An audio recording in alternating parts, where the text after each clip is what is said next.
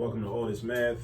This is Professor Parker, and tonight I wanted to go over a topic that I introduced to my night school students down in North Philly. Well, we're physically not in North Philly because we're in a pandemic and we're doing virtual learning right now. But under normal circumstances, we would be down North Philly at Strawberry Mansion High School in night school. All right. But anyway, yesterday I introduced to them the topic of the midpoint formula, right? So I wanted to do this video to go over an actual example where I'm standing at an actual dry erase board and I'm showing how to utilize the midpoint formula to find the midpoint between 2 points. All right. So the first thing is we understand what the midpoint formula is. It's basically the average of your x values, see x1 plus x2 divided by 2, and the average of your y values, y1 plus y2 divided by 2. All right. The first thing you should always do is label the coordinates in the 2 points that you're given. These are the coordinates of 1 point, 3 and -4. These are the coordinates of another point, 2 and -6. So remember this, the first number in the parentheses is always your x value, right? So this 3 is an x value, right? If we were gonna graph this on a coordinate plane, which we're not doing right now, but if we were, this would be the x value. This would be how far we would move on the x-axis, all right? The second number is your y value. Remember, we're dealing with x's and y's. And one way to remember this is that these go in alphabetical order. X first, then y. All right, now, we have 2 points, right? This is the first point, this is the second point, right? So that means this is not just x, this is gonna be called x1. And this is not just y, this is gonna be called y1. So on your paper, when you do a problem like this and you're given 2 points, the first step is always to label your coordinates. Each of these 4 digits, these 4 numbers, is a coordinate. This is x1, this is y1. Over here, again, the first number is an x value, right? The second number is a y value, but this is the second point. So this is x2 and this is y2, all right? So now, like I said, that's your first step when you're using the midpoint formula. That's gonna be your first step when we use the distance formula too, but we didn't get to that yet. Right now, we're using the midpoint formula to find the midpoint, meaning we're finding the coordinates of the halfway point between these 2 points. If this was a line segment drawn on a coordinate plane, the midpoint would be the point halfway between these 2 points. So we did our first step, that's x1, that's y1, that's x2, that's y2. Then we go here, we go to the actual formula. And the capital M stands for midpoint. And then all I do now is I replace letters with numbers. I replace the letters with their numbers. So I'm gonna replace x1 with a 3. Why do I do that? Because 3 is x1, because I labeled it, because that was my first step. 3 is x1. So now I'm gonna have 3, then I write a plus sign. Because we already have the formula written down. Because I told you last night in class to copy down the formula from the textbook online. So we got 3 plus, and then x2 is 2.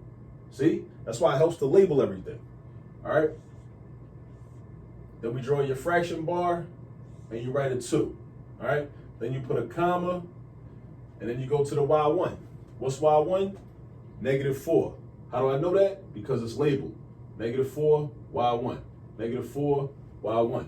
So now I got -4 plus, and what's y2? -6. -6, y2. -6, y2. So that's going to be -6. Only reason I'm putting a parenthesis right here is because I don't usually like to have a plus sign and a minus sign right next to each other. It just looks sloppy, right? So just put a parentheses there. Well, you don't have to, right? It doesn't really affect the math that you're going to do. And then in the denominator, there's a 2. And we're following the formula. Now what we got to do is simplify these fractions. So with this fraction, first thing I do is I add the numerators. Add the numbers in the numerator, I mean. What is 3 plus 2? 3 plus 2 is 5. So now that becomes 5/2. All right, that's 5/2. I can't do anything else with 5/2. I can't simplify 5/2. There's no common factor between the 5 and the 2 that I can divide each of these numbers by. I can't, except for 1, but 1 doesn't help us reduce anything because 5 divided by 1 is still 5. 2 divided by 1 is still 2. So my point is 5/2 is simplified. That's it. Just write your comma. Then over here, we have -4 plus -6. -4 plus -6. That's like saying I owe somebody $4 right now. And then I need $6. I don't have $6. So plus a -6, that means I borrow another $6 from that person. Now ask yourself, how much do I owe them now? I already owed them 4. That's -4, because owing somebody something is negative. That's typically a bad thing, right? -4 plus another -6, plus I borrow another 6. Now I owe them $10 altogether. So -4 plus -6 is -10. Then you write your fraction bar. Then you write your 2. Now, my question is, can I reduce -10 over 2? I can, because 2 divides evenly into 10. So what I can do is, and I should have put an equal sign up here too, but I already established I can't do nothing else with the 5/2. But I can do something with -10 divided by 2. -10 divided by 2 is -5. So that's my X value of my midpoint. That's my Y value of my midpoint. I simplified everything. So now if I was gonna draw this line segment, I would draw this point and that point, and I connected the dots. This right here would represent where the midpoint is, the halfway point between these 2 points, right? But as a recap, the first step, when you're given 2 points, this is 1 point, this is another point, and each point has an X and a Y value. So there should be 1, 2, 3, 4 numbers altogether if you got 2 points, right? If we had 3 points, there'd be 6 numbers altogether, right? But we're dealing with 2 points. The halfway mark, the midpoint is the halfway mark between 2 points. We label everything. That's X1, that's Y1, that's X2, that's Y2. Then we go here to the formula. You gotta have a formula written down on your paper. Have the formula written down. Do yourself a favor. Have that formula written down, and then in the next step, all you're doing is replacing the letters with numbers. Replace the letters with numbers. Once you replace the letters with numbers like we did here, then you do the math. In the numerator, what's 3 plus 2? It's 5. That's where the 5 came from. Where did this 2 come from? Part of the formula. Now, I got 5/2. I can't do nothing else with 5/2. That's reduced as much as it can be reduced. That's simplified as much as it can be simplified. Then I got -4 plus -6. Where does -4 come from? Oh, that says Y1. Oh, what's Y1? -4. Where does -6 come from? Oh, that says Y2. What's Y2? -6. That's why that first step is to label all your numbers. Label all your numbers. Do yourself a favor. Follow the steps. Follow the process. Follow the protocol. And this will be easy.